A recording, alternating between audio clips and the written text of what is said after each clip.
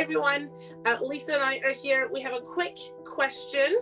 It was actually a really great question that we wanted to do a video about it. So we had a mom ask about when we drop quiet time. So her little guy is ready. He does well with quiet time. Her mat leave is coming up, so she's not quite sure she wants to stick with the quiet time.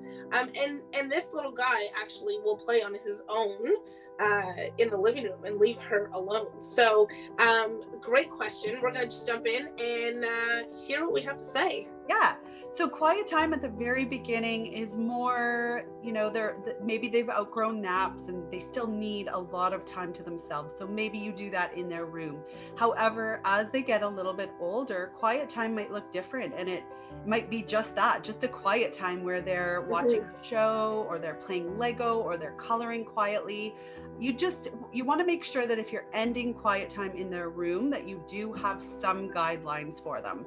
So in my household, it is quiet time for me is more of a time where I get to rest and I get to do what I want, and I'm just not doing things for them. So my children know at age 5 and 9 that when it's quiet time, they can they can play with Lego, they can read books, they can color, they can do all sorts of quiet activities. They can play together quietly, but I am not involved in this scenario. I am not there to get them snacks.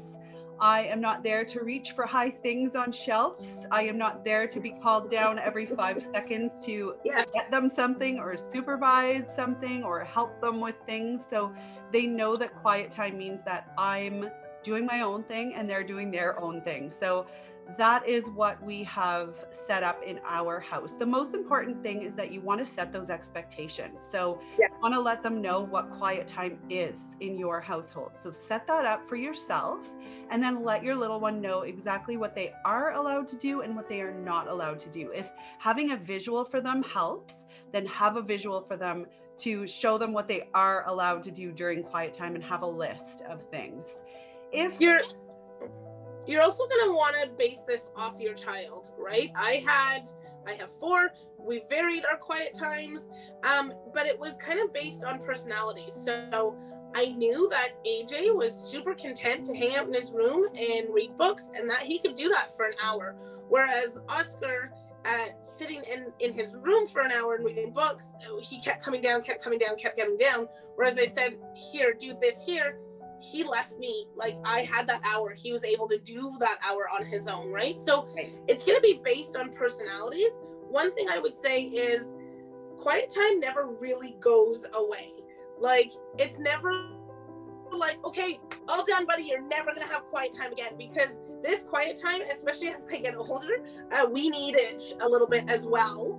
My guys are 7, 8, 11, and 15. I can't put my 15-year-old has her own quiet time, but the younger guys, yesterday was a rough day, so I was like, okay guys, everybody needs 20 minutes. We just need to right? So it's not it's not so much a quiet time you have to sit here for an hour, but it's everybody needs to kind of have their own space and decompress for 20-30 minutes.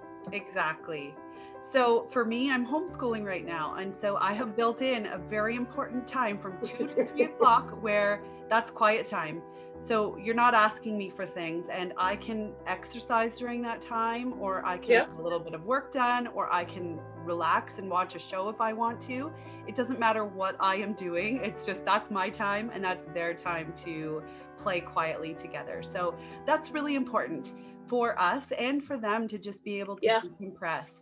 Now, if you are doing a quiet time in their room, let's say, or if by chance you've gone out 4 days in a row for quiet time during that time and you haven't done it and they've just been go for 4 days in a row, that 5th day when you're home and you want to have that quiet time again, you're not just going to bring it up at that quiet time moment. You are going to bring it up beforehand, so that you're letting them know what the expectation is for that day. Okay, we've been gone for 4 days. We've had busy days.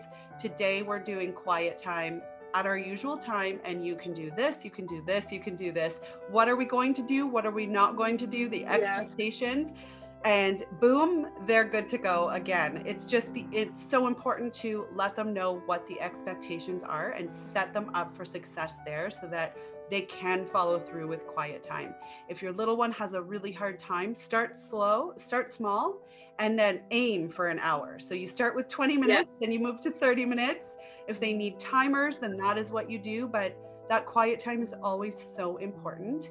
But as they get older, it's not as, detrimental. So you can go out to different places because that's one of the perks of giving up naps. Yes. That you get to you get your places. day. You can get your full day. It's awesome. Yeah. We also have a podcast for independent play. So if your little one's struggling with that, we have some information there. Yeah. Yeah. But there was something else I was going to say, darn. That's okay. I'm sure you will remember, and we can do another video at another time.